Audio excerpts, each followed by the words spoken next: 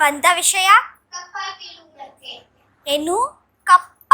ಹೌದು, ಮಾಂಡು ಸಾಹೇಬರ ಒಪ್ಪಂದದ ಪ್ರಕಾರ ನೀವು ಕಪ್ಪ ಕೊಡಬೇಕು. ಕಬ್ಬು ತಿನ್ನಲು ಬಿಟ್ಟ ತಪ್ಪಿಗೆ ಕೂಲಿಯನ್ನು ಬೇರೆ ಕೊಡಬೇಕೇನು? ಮೋಡ ಮಳೆ ಸುರಿಸುತ್ತದೆ, ಭೂಮಿ ಬೆಳೆ ಬೆಳೆಯುತ್ತದೆ, ನಿಮಗೇಕೆ ಕೊಡಬೇಕು ಕಪ್ಪ?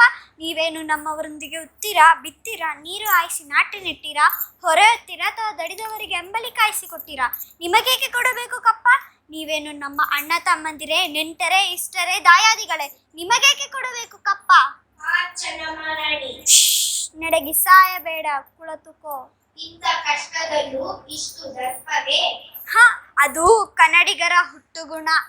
ಹೀಗೆ ಜಂಬ ಕೊಚ್ಚಿಕೊಂಡು ಮೈಸೂರು ಮಣ್ಣು ಪಾಲಾಯಿತು. ಅದು ನಿಮ್ಮ ವೀರತ್ವದಿಂದ ಅಲ್ಲ, ವಂಚನೆಯಿಂದ. ಮೈಸೂರನ್ನು ಹಾಳು ಮಾಡಲು ಮರಾಠರನ್ನು ಹಾಳು ಮಾಡಲು ಮತ್ತೊಬ್ಬರನ್ನು ಎತ್ತುಕೊಟ್ಟುತ್ತಾ ಇಡೀ ಹಿಂದೂ ದೇಶವನ್ನೇ ನಯಾ ವಂಚನೆಯಿಂದ ನುಂಗಲು ನಿಂತಿರುವ ನರಿಯ ಜಾತಿಯವರೆಲ್ಲವೇ ನೀವು.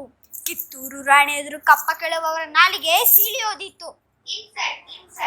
ರಾಣಿ ಸಾಹೇಬ, ನೀವು ಕಂಪನಿ ಕಟ್ಟಲೆ ಮೀರುತ್ತಿದ್ದೀರಿ. ನಿಮ್ಮ ಕಂಪನಿಯವರಿಗೆ ನಮ್ಮ ಜಾಗದಲ್ಲಿ ನಿಲ್ಲಲು ಭಿಕ್ಷೆ ಕೊಟ್ಟವರು ನಾವು. ಕಟ್ಟಲೆ ಮಾಡುವ ಅಧಿಕಾರ ನಮ್ಮದು, ನಿಮ್ಮದಲ್ಲ. ನಮ್ಮ ಒಪ್ಪಂದದ ಪ್ರಕಾರ ಕಿತ್ತೂರಿನ ಮೇಲೆ ಅಧಿಕಾರ ನಮಗೆ ಇದೆ. ಏನಂತೆ? ಕಿತ್ತೂರಿನ ಮೇಲೆ ನಿಮಗೆ ಅಧಿಕಾರವೇ? ಕಿತ್ತೂರೇನು ನಿಮ್ಮಪ್ಪ ತಾತಂದಿರು ಗಳಿಸಿದ ಆಸ್ತಿ ಏನು? ಎಂಜಲು ನಾಯಿಗಳಿಗೆ ರೊಟ್ಟಿಯನ್ನು ಚಲ್ಲಿ ಅಂಜದ ಮನೆಗೆ ನುಗ್ಗಿ ಕೊರಳನ್ನು ಕುಯ್ಯುವ ಸ್ವಭಾವ ಕನ್ನಡಿಗರದಲ್ಲ. ಹೋಗು, ನಿನಗೆ ಜೀವದಾನ ಮಾಡಿರುವೆ.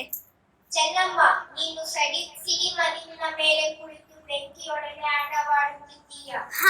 ಬದುಕುವ ಆಸೆ ನಿಮಗೂ ಇಲ್ಲ, ನಿಮ್ಮನ್ನು ಉಳಿಸುವ ಆಸೆ ನಮಗೂ ಇಲ್ಲ. I will see